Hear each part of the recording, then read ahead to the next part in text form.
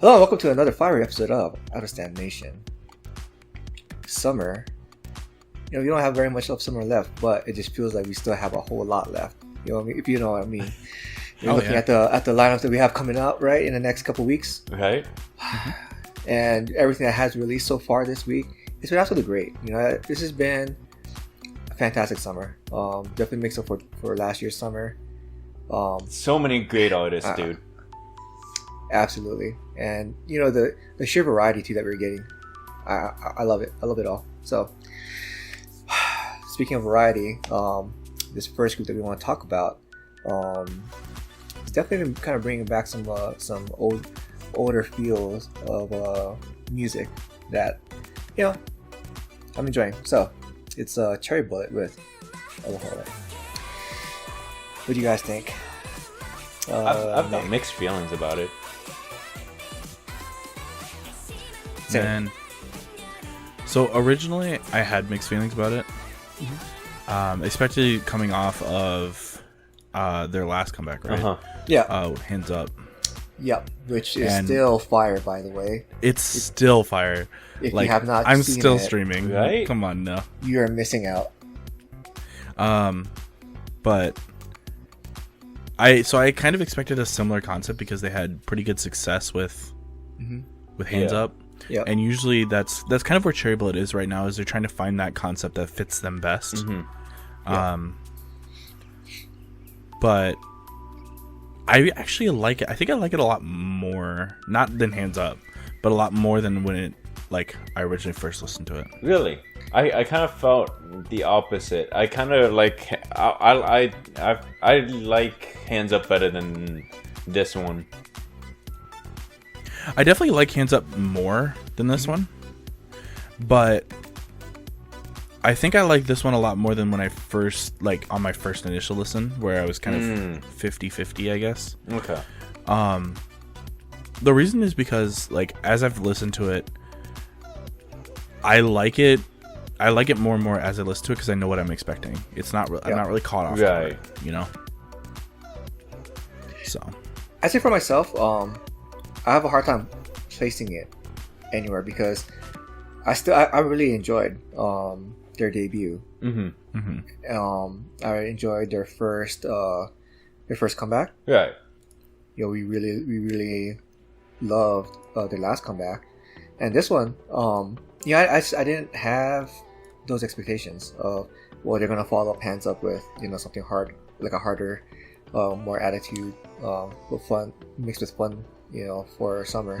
I wasn't expecting anything like that. So what did catch me off guard though was when they sampled Aloha in the song itself. I just so that that almost when you talk about make or break, that was almost a break for me, was the fact that they sampled that in the song, because it kind of gave it like a usually when you hear that in American media, right, cartoons or a commercial, whatever, it's usually something goofy or childish or not something really taken seriously, right?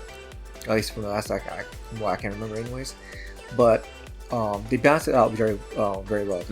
So it initially I kind of felt like a bit of a cringe inside, but then it's fine, because the rest of the song it kind of felt like a bit of a throwback to April and G-Friend, like 2016, 2017 era, for the for the rest of the song, maybe not so much by sound, but by overall feel, spirit, So I really enjoyed that. Right. And man, I feel like I go through this every single time with every single comeback with Cherry Bullet. Who's the latest bias record? And I think Boda got me this time. For me, image. Oh, who did you say? Sorry. Huh? Boda. Oh. Yep. I think Boda is just my set bias for Cherry Bullet at this rate. She always stood out to me too from the get go. Even from their debut. She got on my radar off Hands Up. Because mine's still Hey You. Well, I mean, that's because you got that recognition from Police 48. Yeah. You already had the bias established. Yeah. Which, I mean, hey, I love her. she's real sweet. I love her voice. And I think that's like one of my only other complaints with the song is like we didn't get to see it. At her part, like I feel like they should have cranked it up just a little bit more. I felt like for this song, the vocals were a little bit more toned down, compared to the other songs. Oh yeah, I mean, especially compared to like Q&A. Q&A was much more kind of upfront in your face. Yeah. So. I mean, I'm not saying it's a bad thing. And I think that's another reason why I liked it. But so. I'm not saying that's a bad thing, but yeah, it's that. I think that fits though with the song, with the style of song. So. Right, but I mean, it's definitely a summer song, but I feel like it might have worked better in the beginning of summer to try to like kind of start moving it up, you know. Kind of set the tone. For exactly. I think this is one of the tone setting songs that should have been in the beginning of summer. I think I actually would not have liked it as much. No? Based off of what else was coming out at the time? Well, based off what else was coming out at the time, but also based on the situation that we were in at the beginning of summer. Right. I mean, everyone was in their house. Right. Oh, man. And we couldn't leave. Yeah. The last thing I wanted was summer songs.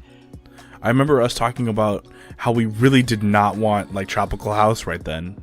Oh yeah, because it's just why that's like taunting, you know. Yeah. I didn't mind. I wouldn't have minded tropical. I think it was just the two of you that didn't want tropical in the beginning of summer. Yeah, for me, it wasn't so much about the overall feel of wanting to be outside and whatnot. I just burnt myself out on listening to a lot of tropical house. So. Yeah. Yeah. But for myself, it's just like the last thing I wanted was really cheery summery songs when I'm stuck inside, you know. Yeah. So now that like, at least where I'm at, you know, the situation is better, and so I'm allowed to go outside, and like go to work and everything. So it's a lot better for me. Yeah, even for myself, I just came off of a 2-week quarantine of like literally not leaving the house at all.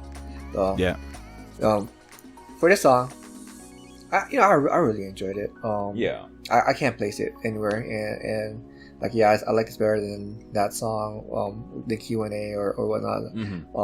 For me, it's a really, just like with Hands Up, it's a standout enough song. Okay.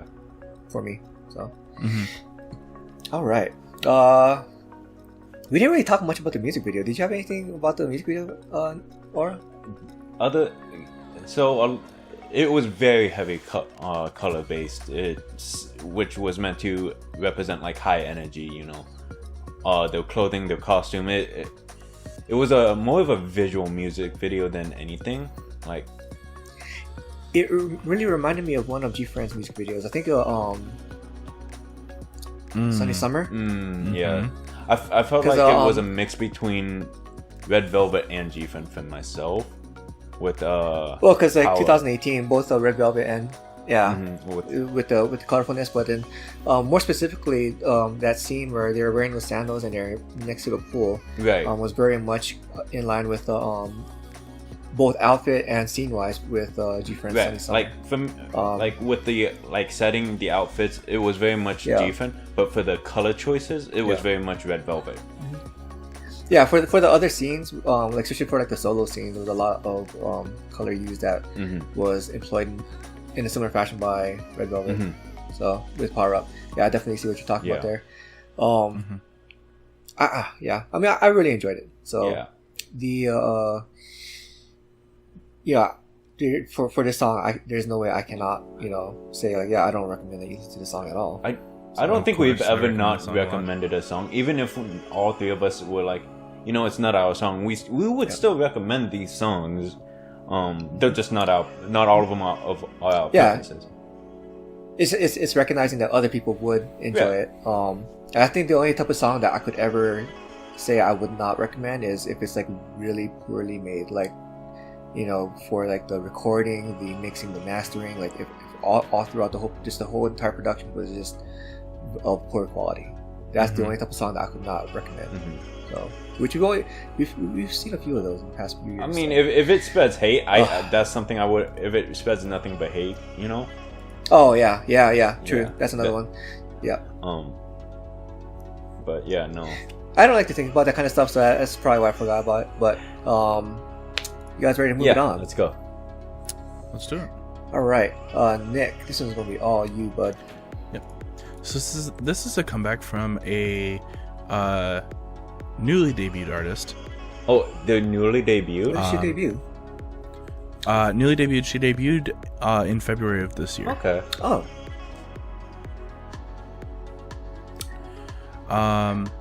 She debuted with the song Trouble Land. Okay.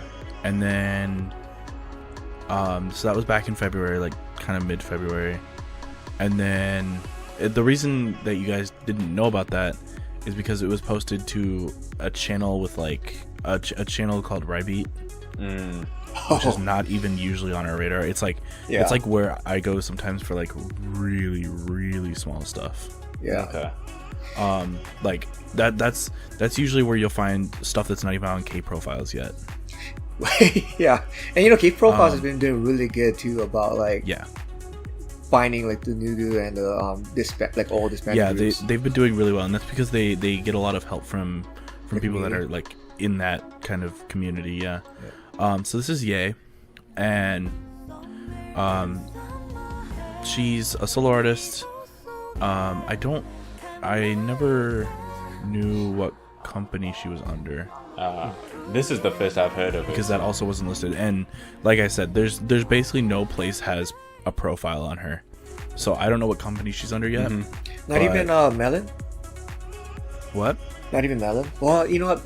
Yeah, probably Melon wouldn't even have it because Probably Subi, not. you remember when you first discovered Subi's first comeback, I think it was? Yeah, the only thing that we could find on her was her SoundCloud. Yeah, and like even like when I went on Melon, like it was just like the bare bones information. Like, yeah, this is her. Like, this is when she debuted. This is her label. This is her song list, and that was it. Yeah. So Ye might not even have that. Melon might not even have that information on Ye. I don't know. Okay. But so this is her song that she wrote and arranged, called Roots. I feel like she's older, like at least like 25, maybe 28, because like when you said that she was just a recently debuted, I felt like through the song I felt like she had been debuted like a while back, like like way back, like 2005, like far back. Because of the style of song and her style of vocals. It definitely had like a kind of a older feel. More mature feel. At least I'm pretty sure that's her debut, because Trouble Land was her first single, which I would assume was her debut. Right. Unless she had one else before that, but yeah. So this is her second single. So I mean, I say that right, and watch her turn out to be like 19 or 18. Yeah, I mean, it very well could be, but her concept age wise is rather mature for someone that would be 19, 20 years old. One thing that really caught me off guard about this was it's not excessive, but just the amount of minimalism that's used in this song. And that's kind of been a trend with us too. Is the less is more. Yeah. But I mean, less is more, right? And we saw like Binu, right? Binu was less. Hwasa LMM, right? That was less. Yeah. But this is taking those, and I mean just like stripping it down to the bare bones. Like, this is like you only have what you absolutely need to make a song. And that, when you do that, it takes it very far into the soul realm. Yes, and it relies very heavily on the singer's ability to deliver and project, convey, the feelings, the emotions, everything that you're supposed to be experiencing. Like, the bulk of the experience of that song is the singer. And I think with her voice as well, she did a really, really good job at creating a mysterious... Her vocal timbre works very well for that too. a very mysterious feeling. Yep. I definitely think she knows very well how to utilize her voice. Yeah, and this is also not outside of her style either. Yeah, because you're familiar with her debut. Yeah. So Troubleland was very much in the same vein. It was very minimal. The only thing was Troubleland was more high intensity. Okay. So it was a higher BPM, and it used more synth. Okay. And it used those synths to create a more, I guess, relative. It's not trappy, but a more trappy effect. Okay. But this is a lot slower, and I like this a lot better than I did like Troubleland. Okay. Yeah, her vocal deliveries, I really did enjoy it. Another solo artist that I really love is Lucia, and she has a very similar vocal timbre, but their musical styles are obviously a bit more different because with Lucia it's much more acoustic based. Right. It's kind of more like I guess kind of traditional pop ballad, straight ballad music genres. So for Ye, I guess that's kind of part of what helped add to that familiarity for me and made me think that she's been a long debut singer. Right. I mean, for myself, like I really I don't have much to say about Ye. Like I didn't love the song, but I don't dislike the song either. It's just kind of neutral for me. I'm not surprised because we've already long since established that you don't have a heart and you can't emotionally connect with songs. So, well, it's really like a few things are really required for Aura to like a song, and that is big name, lovable character, and high intensity song. Well, there's similar to how you said that the song was very minimalistic. The video was also extremely minimalistic as well. Where for me there wasn't much to judge on the video at all, other than like lighting, the amount of movement. It was all because she conveyed everything through movement and the lighting and the use of the strings as props. To show like the entanglement of everything, how everything is kind of connected in a way. But like I really can't talk much about that, because from how it seems, the meaning of the entire set is very closely tied to the song and the lyrics, which because I don't understand Korean, I feel like I can't connect to it very well. Yeah, and unfortunately it's one of those smaller artists where it's going to be also really hard to look up the lyrics or get translations. Exactly. Yeah. Also, one thing I really like about the song, so we talk a lot about active and passive listening on this channel. And we talk about how all three of us are pretty much active listeners. Yeah. We would much rather sit down and either watch or just listen to a song versus doing something while listening to it. And a lot of K-pop is that way in itself. I find that this song works very well both ways. Yes. Because I've listened to this while I was in the car, just like on my way, like home to work or home from work. But I've also listened to this while, background music while I'm playing a game, background music while, I'm doing something. Yep. And it works very well both ways. Yeah, and it really does kind of give that kind of down tempo vibe. Like you just want to kind of sit down and do some kind of not very like labor intensive work. You're just doing something and then you don't need to like kind of pound through it. Let me just casually get through this, and it provides a really great atmosphere for that kind of work. So I agree. But then, like for actively listening, the subtle nuances, just like you said, right? The music is very minimal, but the subtle nuances there they really build off each other, for both the musical accompaniment and her vocals. And for myself, I don't know, even though I'm not super into music, music theory, I do enjoy a lot of that kind of stuff, where just detecting those subtle nuances and how they build off each other, how they interact with each other, how they lead into the next element, how they contrast with previous element. That stuff, I do enjoy. So also, one thing that we talked about before is if we don't mention the mixing and mastering, it was good. That means it was exactly, it should be transparent. It absolutely should be. And man, was this mixing and mastering amazing. It's a lot more difficult than it looks, mixing and mastering for this type of minimalism. Yeah, because every little element has that much more impact. It is. It really is, because you're using a very wide soundstage, and it's like literally laying everything in front of you. But if one thing is off, you will notice it, and it will haunt you for the rest of the song. Yep. So.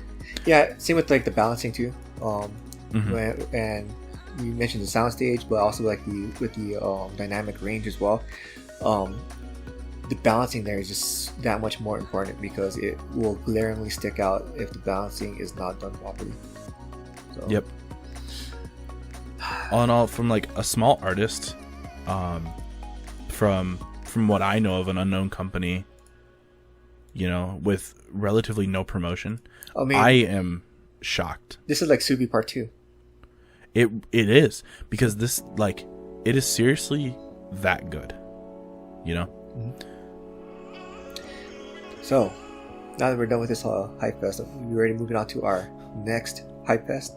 Yeah. So let's flip the script a little bit on tempo here, because we're gonna move it on to a group that is a bit quirky this comeback. Yeah. Yes. I love this group. Oh. So this is Saturday, and what's the title, Aura? You're really gonna make me do it. Sorry, I don't have it pulled up, man. Just what's the title? D.B.D.B.DIB. Okay. Yep. So this I can only say it if I pronounce each thing slowly. Okay. So this is Saturday with their comeback, D.B.D.B.DIB, and hate you. I hate you. You know that.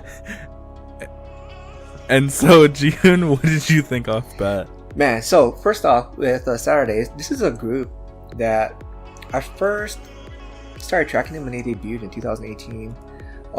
Really started falling in love with them with their first comeback, Wi-Fi. So that came out February 2019. And then when they followed up with that with Byung, I was like, man, like if you remember how much I was hyping that song up too, it was just like, man, that's my guilty pleasure. Like, I don't care what anyone says, I love this song. So I was really looking forward to this comeback. And so, of course, as always, right, I temper my expectations. It's like, well, there's always that possibility of being disappointed. So, what are we going to get? And then we got this. I'm just like, dude. So, yeah, the song itself is very, like you said, quirky. The song, the music video, the concept with the music video is very quirky and very fun. I got a lot of kind of reminiscent feelings of Crayon Pop and Orange Caramel with that kind of quirkiness. Yep. And then also, the first thing I thought of when I thought of this song was the concept done by Momoland. Okay. Which one? For Boom Boom.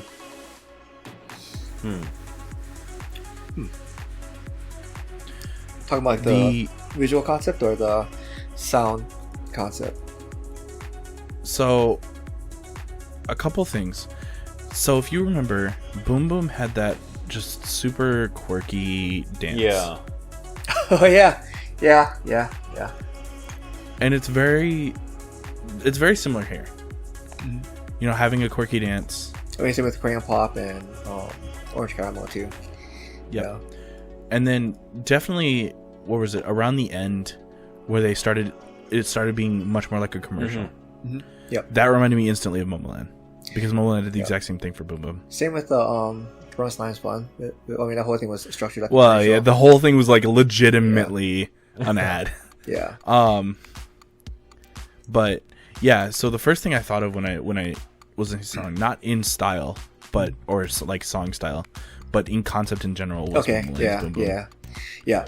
Now I'm tracking. Okay. Yeah. I really enjoyed that. You know, because like we don't really get a lot of that lately. Especially with the Crush onslaught that we've been having. You know, between late 2018 to now. Yep. And Saturday's always been that kind of quirky group. You know, that's always been their kind of thing. And I think it works very well especially with the members they have and their personalities. Yeah, and you know the just seeing how much fun they were having producing this really made it that much better. Absolutely for me. Yeah. I haven't seen and like. Do they have a behind the scenes of how they made it? Okay. Well, they had well, not so much of how they made it, but like yeah, it had a lot of behind the scenes, in between takes of the girls, you know, playing around, talking, goofing off. So okay. You're saying, Nick? I was just gonna say how in this video, in this song and video, every member plays a key role and they play it really well here. Yes, absolutely.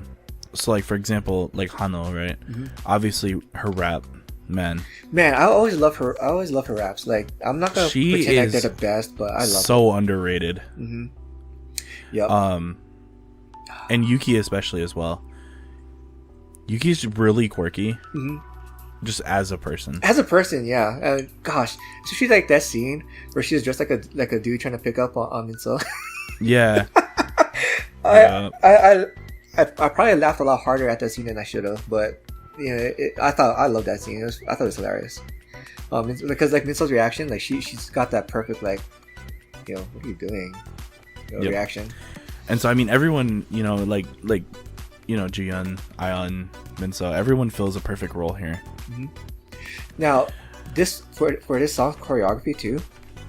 I went out of my way to watch a bunch of their live stages and the performance video, and I've never noticed it before, but they are actually a lot better at their dance than what the music videos tend to show. Yeah. The subtle details. So, man, I don't know how many times I've said this right when it comes to choreography and dancing. The subtle details are like what really kind of sets people apart for me. And here, there's a few instances in the song where, as whoever it is singing, as her voice trails off, their hair is like flowing down from when it had bounced up earlier. So, like at the same time that their voice is trailing off, the hair is flowing down, like in sync. Like, you know how difficult that is? Yeah. Oh yeah, that's extremely difficult. And you know, those scene where like all 5 of them did it in sync, and you know they have different lengths of hair, but for it to be all perfectly coordinated, like sync, you're a lot more talented than I originally gave them credit for. Yeah. So. And that intro too. That intro was weird. That intro tricked me. Okay. That intro. I thought I was watching like a variety show. I was like, wait a minute, this says MV, right? Yeah. When I saw Jungmin introduce the members, I was like, wait. Am I watching a music video or am I watching Weekly Idol? Yeah. I legit thought they pulled. I thought they put up the wrong file at first. Yeah. I was like, oh, somebody messed up in the files. I loved it, but like I kind of expected it because unlike Aura, I like to watch trailers and teasers. So in one of the trailers and teasers, they had that clip, specifically just that clip. So I kind of expected it, but I still thought it was great. Yeah. So you all know that I don't watch teasers, and that's what makes it a nice surprise. You know, it makes it funny. It's like, wait, what? Instead of, all right, I'm kind of expecting it. Yeah, I loved this comeback. I absolutely did, yes. And you know, the music video too, I just really, really loved how fun this music video was. I also really want to know who their choreographer is. because the choreography is hilarious. It's is absolutely hilarious. It is hilarious, but also well executed. Mm-hmm. You know, like it is. It really absolutely enjoyed is. it. So I don't know who thought of a waddle for the chorus, but that's hilarious. I couldn't help but laugh. I have not enjoyed a song and choreography and music video this much since this much in this way since like Korean Pop's geez, what was there one song that went super viral a few years back, like, or a decade back? For Korean Pop? Yeah. It's gonna avoid all of us. That's why we have our phones. Bar. Yeah, like for I have not enjoyed it this much since bar. So man, great. Jihun showing his age here. That was in 2007 or 2000. I think that was like 9 or 11, dude. 2011, because it was after 21's. Or around the same time as 21's. I still wasn't even in K-pop yet. It was around this K-pop. time that I started getting into K-pop. Yeah, so strong recommendation for me. You guys ready to move it on to the next one? I'm gonna take this. Well, I mean, I think this is more of your group. Yeah. Nick, so. All right, I'll take this too. So, Treasure. I've talked about them before a couple times, and how I was losing confidence that they'd debut. Original debut schedule was like around near the same time as Stray Kids, actually. Really? Oh my God. Wow. Yeah. So basically, when Stray Kids was doing a survival show, they had an episode where they were actually competing against Treasure 13. Oh yeah, I remember that episode. It was a collaboration between YG and JYP. Yep. And so they were doing that, like competing between the two. And so yeah, they were even a general formed group since then. And then obviously we saw Yedam on Produce X 101. Yep. Or Midam, sorry. Yeah, they've lost quite a few. Didn't they lose quite a few members along the way to now? Yeah. They've changed out quite a few members. I mean, it's been years, and that happens. Yeah. But yeah, so this is their debut called long-awaited debut. Yeah. Long awaited for some of us. Yeah. So,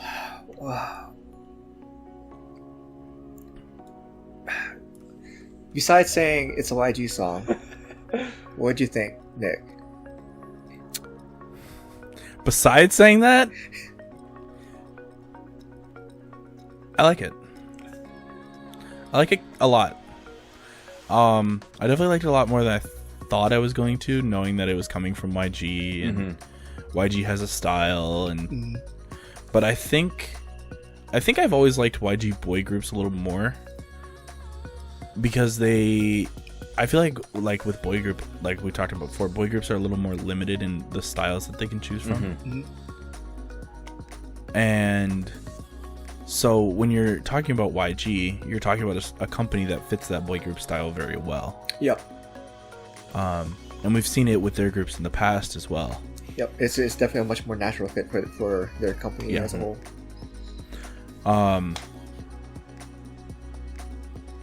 I definitely liked it, but I wish it flowed a little better, in my opinion. Are you talking about like from when you go into like the chorus? Yeah. Same. So, in general, I did like the song. Starting off, I thought it started off very strong until I got to the chorus. Like, I actually really do not like that type of instrumentation in music. Yeah, and I mean, even the pre-chorus kind of threw me off a bit because the pre-chorus completely changed from a full trap to like half synth, and I was like, this is kind of weird. And then the chorus came in, and it was we're in full dubstep. Yeah, because I was gonna say like that definitely felt like a throwback to an era that I'm just not ready to go back to. Well, Yeah, I mean that's for a lot of people. You know, we're not really ready to go back to that. But I also think, correct me if I'm wrong, but you know, at the time that America was going through a dubstep wave, right? It didn't really affect the K-pop industry that much. Yeah, we definitely saw more synth. Mm-hmm. Yeah, but it wasn't. They had some effects, but like not.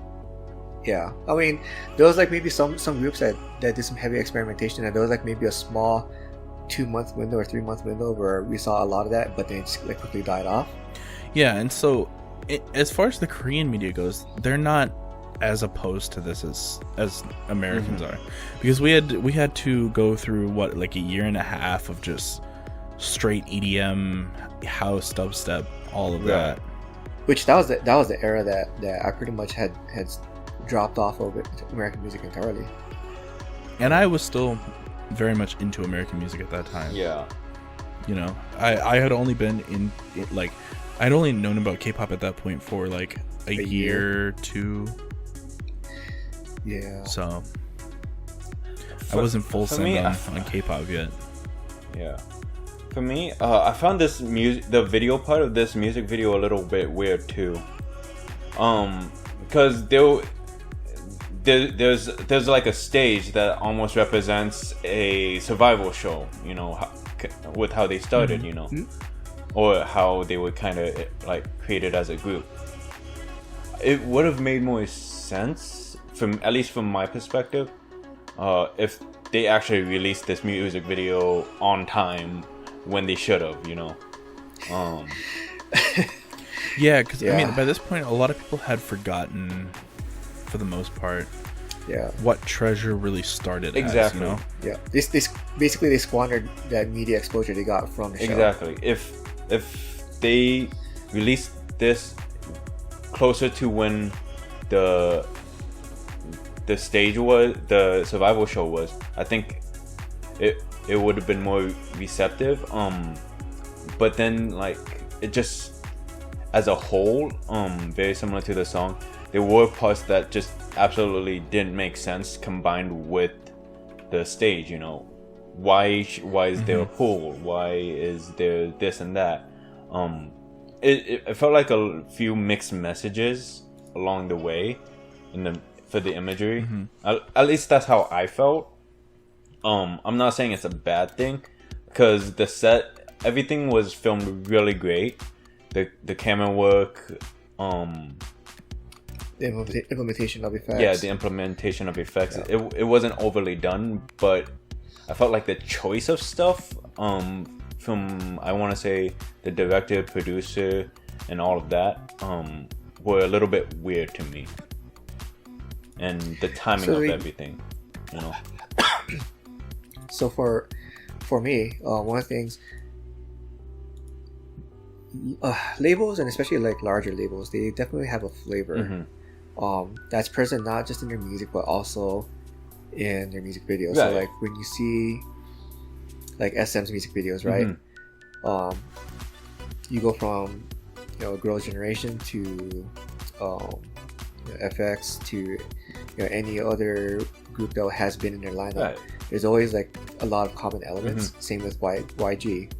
You look at Icon, Blackpink, Big Bang, Treasure. There's a lot of common elements. In fact, Aura used to spam that one GIF of Blackpink members with the chalk dust, throwing the chalk dust. I just really like the chalk dust stone. Did you pick up on that scene where he wasn't throwing it, but he was standing on top of it and he threw it around and kicked up a chalk dust cloud? They use a lot of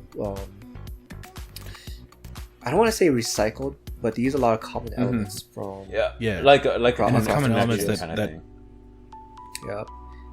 common elements that tie the groups together and make them under one company. You know, that label flavor, as I've been saying, I guess, throughout this year. And you know, there was that one scene where there was a lot of gold and black, and you know, does that not throw you back to like Big Bang and you know, Icon with the gems and whatnot? Because I've noticed that when it comes to YGs, there always like holds a lot of like kind of jewels kind of thing. You know, Kind of like going with they're an expensive group kind of feel. Yeah, going with the old, using an old phrase, throwing a lot of bling. Yeah. There's definitely a lot of that. So I'm not saying it's bad. Right. I'm not complaining. I'm just saying that's just an observation of mine.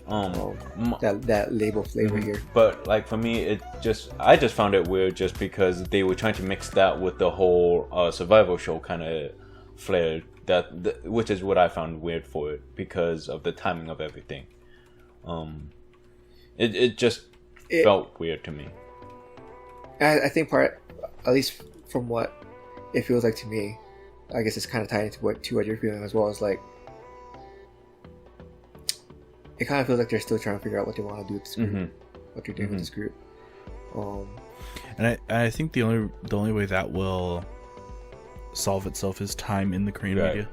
Yeah, because I mean they still have Icon, and so how are they going to set this group apart from Icon and not overlap? Right. But then especially with YG's restricted style. Exactly, with YG only doing basically the set styles that they do. So, oh man, you guys ready to move it on?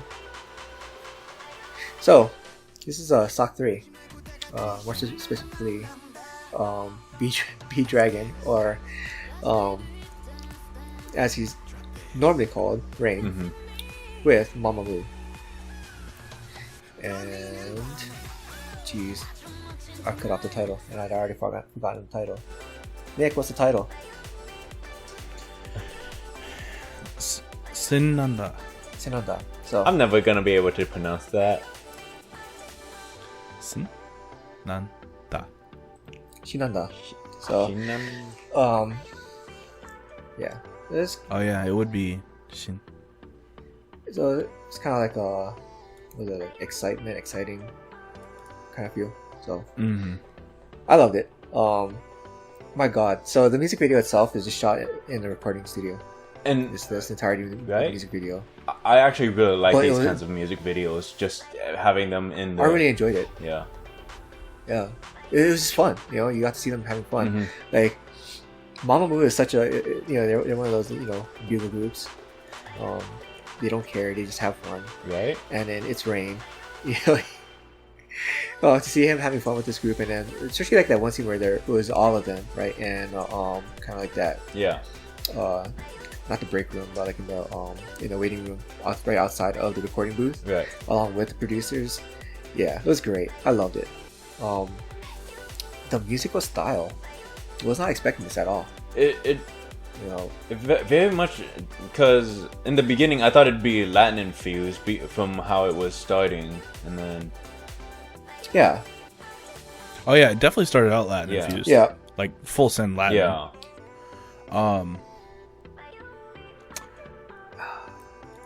And like I'm not a fan. Oh man. I'm gonna be the standout here on this one. Alright, so go for it. I like the use of subtle deception in songs. And there are subtle deceptions that work very well. One of them being calm concept into hard drop. We've seen that used a lot of times. CLC, 21. There's a lot of groups that do it. Yeah. 4 Minute as well was a big on the big forefront of subtle but hard drops. And even Mamamoo. But there is certain concepts, in my opinion, that just don't work well together. And that's when they don't have a ton of connection, a ton of usual scale connection, a ton of... Okay, so you're talking about from a musical theory standpoint. Yeah. A ton of musical scale connection. They don't have a ton of connection in that manner. And the chorus just doesn't have that for the verses. When you do that, you can do it. Like it's not impossible. You just need to have usually a pre-chorus that is a connection to that, right? But it's because it's so abrupt, it throws you off. But it's because it's so abrupt, I don't like it. Okay. I feel like I'm listening to a different song. So I found for myself, I actually like abrupt changes, and that was demonstrated through ITZY's debut. So, because they had a lot of abrupt changes in that song, and I loved it. Yes, the difference is a lot of the abrupt changes had elements of the previous change that incorporated into the next change. For myself, there were light transitions in a lot of ITZY songs instead of just straight full send style changes. Right. There in Dala Dala, for example, there was one actual hard change. And I like all those abrupt changes, like I enjoyed. So it's for me it's less of an issue for myself, I would say. For me, I kind of thought that the transitions were, rather than through the instrumentals, I felt like it was more through the vocals. They used the vocals to kind of ease into the transitions. Because like at those parts in the transition, the vocals were still going. Exactly. They're still continuing. Exactly. They didn't let off. I believe that they used a lot more of Rain's vocals to try to ease into that transition. Cause he was going through it, the entire time. I don't know, because he took the verse, right? But when that abrupt change hit, he completely changed the way he was talking. Yeah, but I guess and they added a ton of reverb to Mamamoo. Well, I think what I was getting at it there is it's I say it's his vocal quality itself, like his vocal timbre, kind of help go with that. So, but in any case, that was your deal breaker for your song. It was pretty much those transitions. It wasn't connected. It felt like two songs were kind of like, you ever play two YouTube tabs at the same time, and so you have both audio playing. It kind of felt like that, like one's just interrupting the other. That's, but then you have it's two actually playing at once versus this one going from one to another. So it's like, rather than parallel, it's sequential. It's that's just my best. I've never really had something similar to this, but that's just my best interpretation. It more so on the side that it felt conflicting. It felt like if there was too much distance for me. Okay. Well, in any case, for myself, I really loved it, especially with the vocal deliveries with for Rain. How he put that kind of strain in his voice. Can't remember the last time I'd seen that done in a song. I probably say I'm more familiar with hearing that used in American music, older American music. But in K-pop, I can't say the last time I've heard that used. And then Mamamoo, the way they were able to incorporate their styles together, right? Mamamoo and Rain in this song, I really enjoyed that. Well, I thought they worked very well together. Yeah. Well, something else that I think, because I've listened to this song a couple of times, because we know that Nick isn't a big fan of early '90s music. I've definitely feel there is an infusion between '90s music coming from Rain's side, and then also I'd say more like mid 2005, because Rain's heyday, he debuted like early 2000s. You may be right. My timing could be a little bit off, but there's like almost a timeline that Nick isn't really as really into as you and I are comparatively to. That may be another reason. Yeah, I'm still not really seeing the connection though for like the older style, because I actually have one of Rain's older albums from like 2004 or whatever. Right. And this style isn't present. Well, no, it's I want to say not Rain himself. I want to say SSAK3 as a group. Yeah, as a group, because I definitely feel like there's a little bit of SSAK3 style. When you bring in Rain to this song. Well, so I'm not really too familiar with this Latin like genre style, especially for like older.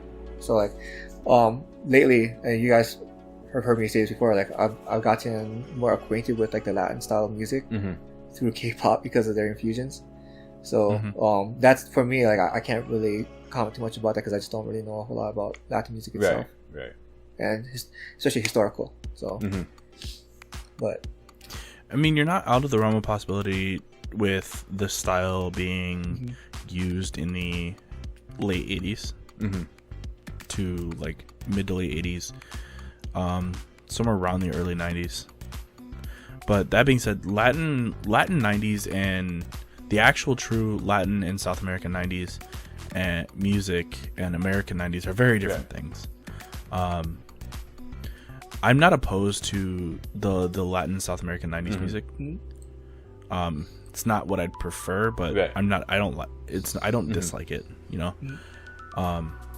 So, but as far as that, I mean, your timing's relatively spot on. It caught on in the US later on, which might be where Jihoon is thinking of the kind of early 2000s kind of thing. Early 2000s to late 2000s kind of vibe. Especially when we had the Latin movement, where a bunch of the Latin artists actually blew up in America. Yeah, there was that small blow up for like a couple years. So. So that might be where you guys are debating between the actual blow up and the American blow up. Well, plus I'm not that super familiar with it either. So but overall, seems like I'm outvoted here. Should we choose our music video of the week? Oh man, is that even really a question for me? Yes. You guys already know what I'm gonna pick. I already know. Go ahead. It's Saturday. Come on now. Yep, there it is. D.B.D.B.DIB. Alright. Now, don't get me wrong though. I actually really enjoyed a lot of the other stuff too that came out. With G.I.DLE's Dum Dee Dum, or Dum Dee Dum Dee, and what's it called? SSAK3. We just got done talking about. There was a lot of it was a great week again. I'm not complaining. Right. Nick? Who's next? All right. So for me, I had mine set before we started recording, and I changed it. Oh wow! As we were talking. Okay. As we were talking. Wow. As we were talking about it, as I started listening, because like I listen to the songs as we record.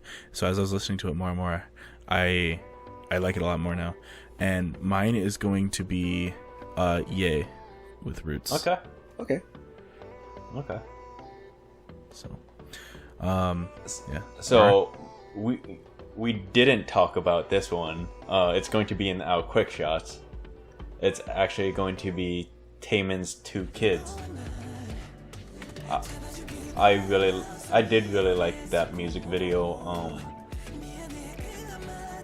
I've noticed a few of my latest choices have been from ones that we don't really talk about. That I think a lot of that has to do with you have different music tastes than we do. Yeah. So like because like with me and Jihoon are a lot more similar. With this song and with the last week's pick as well for Eric Nam, the one remark that Nick and I made with that was that those two songs were a lot more American influenced. A lot more American. Yeah, you generally like the more American influenced songs. Yeah. Lately, anyways. So. But yeah, lately. Yeah. I mean, don't get me wrong. I really did like SSAK3's and G.I.DLE's Dum Dee Dum Dee. Dum Dee Yeah. Dum Dee Dum Dee Dum Dee. There you go. Dum Dee Dum Dee. Those two are actually tied for the second. It would have been a 3-way tie, but I had to pick one. Yep. Wow, so this is the second week in a row Aura picked soloist over girl group, like idol girl group. Is this the Aura solo movement? Weird. Like, I mean, like, because like historically, Aura season 2? like historically, Aura, you would almost always pick the idol girl group. I mean, yeah, usually. Because I mean, Depends on if there's a Produce 48 member in the group or not. but then there was Rocket Punch too. Yeah. There was Rocket Punch. Oh, there was Cherry- Rocket Punch as There well. was Cherry Cherry Bullet. Bullet. There's Rocket. Yeah, it actually is season 2. Yeah. Aura season 2. Yeah. So, like, Yep. Like, I would have suspected you guys would have thought I would have chosen either Rocket Punch or Cherry Bullet, but... Or even, that's what I thought. I thought you were going to choose Or- Rocket Punch. Same. I thought you were gonna pick Rocket Punch or Cherry Bullet. or even, Ravi, Yeti, and Kim Woo-seok. That's... I didn't think you were gonna No. pick that one. So no. Not with Rocket Punch and Cherry Bullet on the list. But, So Yeah. but no. no, like Alright. I'm not complaining at all. Like I think that's cool. Like, I really do. But yeah, no. Since I've chosen Taemin's 2 kids as mine, it's a good segue into our quick shots. Quick shots. Taemin, 2 kids, released. Go watch it. it's I mean, his you know, latest solo even though we were work. kind of throwing shit at Aurora, the music video is really good. It's good. I did think the music video was very good. It basically is a music video of after you're dumped, that feeling of sadness, of feeling of betrayal. And I think that a lot of us who have gone through breakups can very much relate to that. So I do recommend the song. Yep. All right. So up next, got Sorrow, Ravi, Yeti, Kim Woo-seok, Ravi from VIX, Yeti from Red Velvet, Kim Woo-seok. Gee, I wonder what that group is he's from. There's 2 technically. Oh yeah, 2 technically. Uptension and there was X1. Yeah. So we're it. Now Hurts to still say the name. don't get the title wrong. Sorrow. It's not like a super tragic or sad song. It's a down tempo song. Mm-hmm. It's got a bit of a classic. I feel. Did I say like 90s K-pop feel to it? We mentioned it was Shinhwa, right? We were talking about. Yeah, Shinhwa. Yeah. We were talking about it has a Shinhwa feel. Yeah, so it's kind of got a bit of an old school K-pop feel. It's not bad. You're saying, or? It's not bad. Oh yeah, not bad. Oh. So, If you want to taste a Gen 1 or what Gen 1 was like, and you weren't around in Gen 1, Yeah. that's kind of Gen 1. it's a chill song. It's very chill, down tempo. So, on to you, Nick. Well, this originally was going to be my MV of the week, but EA just stole it. So this is Jujin Woo with song Telepathy. This was released a couple days ago as of recording, August 2nd is when it was released, and it has 40,000 views. Make sure you go check it out. It's a vibe. That is the one word I can use for this song. It's very down tempo, very in the soul realm, or R&B, I guess would be more of where it's at. But definitely a great song. Definitely my kind of song. You said Yep. R&B It's soul, it's also it's very like R&B, but also very positive kind of vibe. So definitely go check it out. Right. And then- so, Laura, you want to take it away with the last bit of good news? Oh well, so there's 2. One of them is we mentioned it a little bit earlier. Rocket Punch's Juicy was released as well earlier this week. Well, a week before, considering when this is gonna be released. True. It released. Unfortunately, we didn't have a chance to talk about it. And it involves a few members from Produce 48, like we said before. Go check it out. It's a really fun song. It's very similar to Cherry Bullet. It's a summer song, so check it out. Yep. And then the other is Somi finally got a win. what you waiting for? What are you waiting? Mm-hmm. Was it what you waiting for? Or what are you waiting for? What are you waiting for? Okay. Or what you waiting for? Yeah. Yeah. Go Somi. Yeah, right. Finally a first win. Well, first soloist win is probably a better term. First soloist win for Somi. True. All right. Take it away, Nick. Anything else you guys want to say? Stay safe. Cover up. We're still in a pandemic. And yeah. Stand talent. Stand talent. Stand Saturday. Stand talent. Stand SIS. He's still on that SIS hype. Oh, I will be for a year and 6 months until they come back. Oh no. No. Okay. Oh man, go support them, please. Anyway, no, I'll just get to wrapping this up before we extend this even longer than it needs to be. Thank you for watching. This has been Aloha Nation. Make sure you like, comment, subscribe. Click that bell icon if you want to know when we upload in the future. We have a Discord. Make sure you go join that. We interact there frequently. Also post MVs of what we might talk about for the next week. We have a Patreon if you feel like helping us and supporting the channel. Make sure you go do that. Multiple tiers. Make sure you go check that out. We have a Twitter also. All of those will be in the description below, as well as MVs that were released this week. Thank you to our sponsor that doesn't actually sponsor us, Honey Butter Mixed Nuts. Gilliam's Honey Butter Mixed Nuts. Get some in your life. Yeah. Get some in your life. For real. They're absolutely delicious.